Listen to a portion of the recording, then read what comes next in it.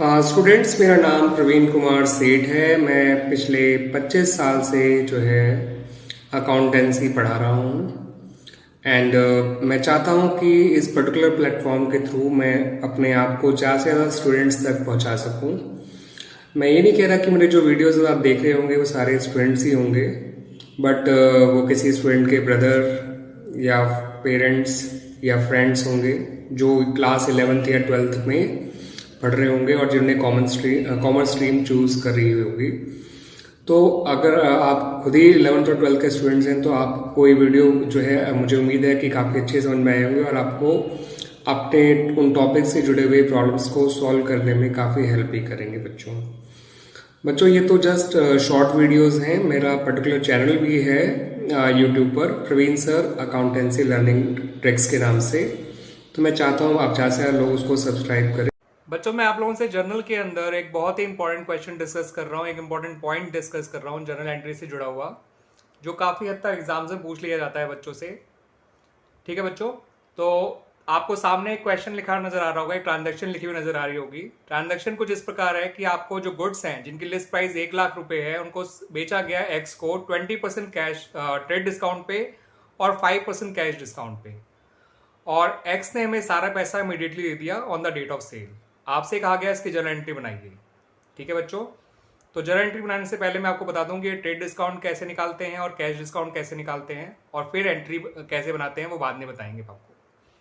तो सबसे पहले आप क्या करिए बच्चों कि इस ₹1,00,000 जो लिस्ट प्राइस है उस पर 20% ट्रेड डिस्काउंट निकाल लीजिए।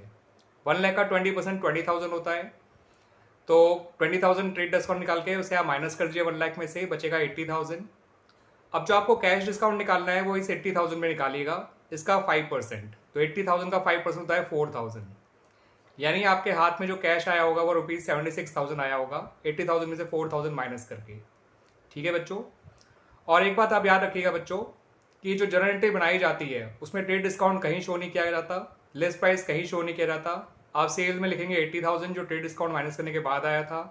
आप ट्रेड डिस्काउंट यानी कैश डिस्काउंट अलाउड में लिखोगे 4,000, और कैश रिसीव जो हुआ है कैश अकाउंट में लिखोगे 76,000। ये देख लीजिए बच्चों, list price ₹1,00,000, trade discount 20,000, 1 lakh का 20% उसे माइनस कर दिया, नेट वैल्यू आ गई 80,000, उस पर निकाला 5% कैश डिस्काउंट जो आया 4,000, यानी कैश एक्चुअल में रिसीव हुआ 76,000। ये कहीं नहीं आएगा एंट्री में, ये कहीं नहीं आएगा एंट्री में, ये आएगा सेल्स में, और सेल्स क्रेडिट होगी बिकॉज इनकम बढ़ रही है, इनकम बढ़ने से क्रेडिट होती है। ये डिस्काउंट अलाउड है, एक्सपेंस है इसलिए डेबिट हो जाएगा, और ये कैश है जो रिसीव करो इसलिए ये भी डेबिट हो जाएगा बच्चों। अब आइए देख लेते हैं इसकी जर्नल एंट्री। ये देख लीजिए बच्चों, कैश अकाउंट डेबिट हुआ 76,000 से, डिस्काउंट अलाउड अकाउंट डेबिट हुआ 4,000 से, और सेल्स अकाउंट क्रेडिट हुआ 80,000 से। कैश इसलिए डेबिट हुआ बिकॉज कैश एक एसेट है और एसेट बढ़ने से डेबिट हुआ करती है। डिस्काउंट अलाउड इसलिए डेबिट हुआ क्योंकि वो एक एक्सपेंस है और एक्सपेंसेस बढ़ने से डेबिट हुआ करते हैं। सेल्स इसलिए क्रेडिट हुआ क्योंकि वो रेवेन्यू या इनकम है और इनकम बढ़ने से क्रेडिट हुआ करती है। लिस्ट प्राइस कहीं नहीं शो किया जाता, ट्रेड डिस्काउंट कहीं नहीं शो किया जाता जर्नल एंट्री के अंदर बच्चों, उसको सिर्फ डिडक्ट कर दिया जाता है लिस्ट प्राइस से, और जो लिस्ट प्राइस से ट्रेड डिस्काउंट आने के बाद जो पैसा बचता है वही सेल्स में और वही परचेज में काउंट होता है। खरीदने वाले के लिए परचेज हो जाएगी, याद रखिएगा। और डिस्काउंट अलाउड करना पड़ता है जब आपको किसी से पैसा लेना है तो। ये कैश डिस्काउंट है और कैश डिस्काउंट को रिकॉर्ड किया जाता है इन द बुक्स। कैश या बैंक, अगर पैसा चेक से लेते तो कैश की जगह बैंक का नाम आ जाता, और कैश या बैंक जब बढ़ते हैं तो डेबिट होते हैं, इसलिए कैश अकाउंट डेबिट हुआ है। क्लियर बच्चों एंट्री वाली? आई होप अच्छी तरह से क्लियर हो गई होगी आप लोगों को ये एंट्री। बच्चों, गुड्स बेचे एक्स को ₹1,00,000 के 10% ट्रेड डिस्काउंट पे, 5% कैश डिस्काउंट पे, और सारा पैसा मिल तो गया लेकिन तुरंत नहीं मिला, आफ्टर 10 डेज मिला है। तो यहाँ पर बच्चों आपको इस ट्रांजैक्शन को 2 ट्रांजैक्शन में डिस्ट्रीब्यूट करना पड़ेगा। एक ट्रांजैक्शन होगी इस बेचने की और एक ट्रांजैक्शन होगी पैसा लेने की। क्योंकि पैसा सेम डे नहीं मिल रहा है तो आप इसे पहले दिन जब आप बेचोगे तो उसे as a credit sale transaction करोगे, और 10 दिन बाद पैसा लेने की एंट्री करोगे। ठीक है बच्चों, तो ये ट्रांजैक्शन 2 पार्ट्स में डिवाइड हो गई, one for sale and the other is for receiving cash. Sale करते समय केवल ट्रेड डिस्काउंट को माइनस करिएगा और ट्रांजैक्शन रिकॉर्ड कर लीजिएगा। पैसा लेते समय कैश डिस्काउंट निकालिएगा उसे और फिर माइनस करके पैसा ले लीजिएगा। ठीक है बच्चों, तो सेल करते वक्त की एंट्री क्या होगी वो मैं आपको बता देता हूँ बच्चों। लिस्ट प्राइस है ₹1,00,000, 10% ट्रेड डिस्काउंट होगा तो 10% ट्रेड डिस्काउंट 1 लाख का 10,000 होता है, यानी सेल की जो नेट वैल्यू है वो आएगी 90,000। ठीक है बच्चों, और क्रेडिट सेल हो गई है अभी ये, और क्रेडिट सेल की एंट्री होती है debtor debit to sales account. Debtor debit है हो जाएगा 90,000 से, सेल अकाउंट क्रेडिट हो जाएगा 90,000 से। डेटर का नाम है एक्स, तो X account debit to sales account. Debtor एक एसेट है, एसेट बढ़ेगा तो डेबिट होगा। सेल एक इनकम है और इनकम बढ़ेगी तो क्रेडिट होगी। तो डेट ऑफ सेल वाली एंट्री इस तरह से बनाई जाएगी। एंट्री बनेगी X's account debit to sales account. X में आएगा 90,000, सेल्स में आएगा 90,000, और इस तरह से सेल की एंट्री बन जाएगी बच्चों। ठीक है बच्चों, तो ये देख लीजिए बच्चों, list price 1 lakh, trade discount 10% of 1 lakh that is 10,000, बचा 90,000। तो जो जर्नल एंट्री बनाई जाएगी सेल की वो बनेगी X account debit to sales account. X एक डेटर है, डेटर बढ़ता है तो डेबिट, और सेल इनकम है, इनकम बढ़ेगी तो क्रेडिट। ठीक है बच्चों, अब 10 दिन बाद पैसा लेने की एंट्री बनाई जाएगी एक्स से, और तब हम कैश डिस्काउंट निकालेंगे। तो आइए वो वर्किंग देख लेते हैं और वो एंट्री देख लेते हैं। ये देख लीजिए बच्चों, पैसा लेने की एंट्री करने से पहले जरा वो कैलकुलेशन कैसे की है वो भी देख लीजिए। तो अमाउंट रिसीवेबल है 90,000, याद रखिएगा नॉट रिसीव, मैंने बोला रिसीवेबल। 90,000 जो मिलना है हमें, लेकिन मिलेगा 90,000 नहीं, क्योंकि हमने 5% कैश डिस्काउंट अलाउ किया था।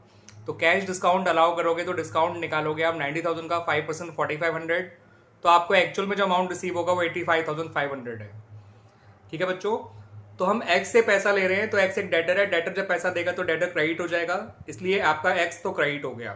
कैश हमारे पास आ रहा है, इसलिए कैश अकाउंट डेबिट हो जाएगा। ठीक है बच्चों, कैश बढ़ता तो डेबिट। डिस्काउंट अलाउड एक्सपेंस है, इसलिए डिस्काउंट अलाउड डेबिट हो जाएगा। तो इस तरह से बच्चों ये एंट्री बनाई गई है।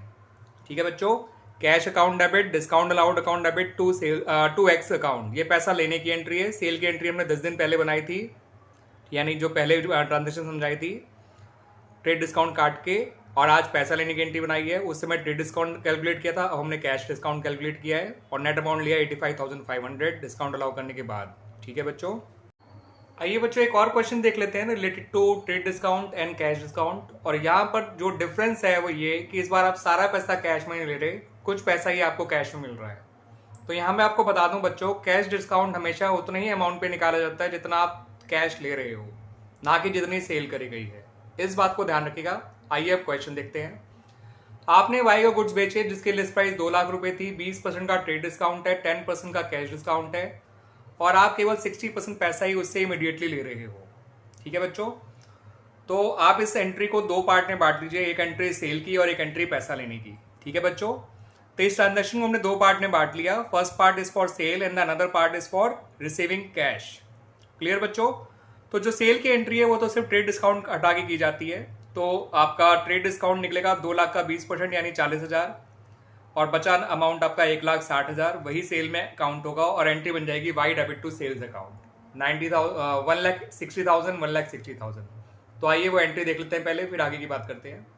ये देख लीजिए बच्चों, ये एंट्री वाई अकाउंट डेबिट हो गया और सेल्स अकाउंट क्रेडिट हो गया। हमने क्या करा, 2 लाख का 20% निकाला 40,000, ट्रेड डिस्काउंट उसे माइनस कर दिया 1,60,000। ट्रेड डिस्काउंट जनरल एंट्री में रिकॉर्ड नहीं होता, तो ये हमने इसे सेल की एंट्री मान के रिकॉर्ड कर लिया। Let it be credit sale only for a day, क्योंकि हम तुरंत भी पैसा ले भी लेंगे, लेकिन सारा नहीं लेंगे, केवल 60% पैसा लेंगे। वो करेंगे भी आगे बच्चों कैलकुलेशन।